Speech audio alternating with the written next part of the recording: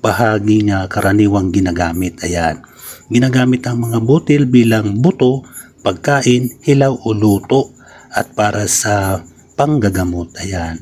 Nakakain din ng mga dahon, sanga o tangkay, bulaklak sa ulo at kalimitang kinakain kapag mura at malambot pa. Ayan.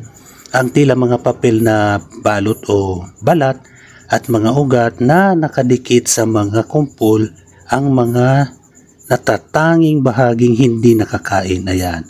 Nagmumula ang matapang na amoy ng bawang na nilalaman nitong compound na may sulfur. Ayan. So ayan guys, tapos ng ating pag-sketch. Ako'y nagpapasalamat sa inyo sa walang sawang panonood sa aking mga videos. Ayan.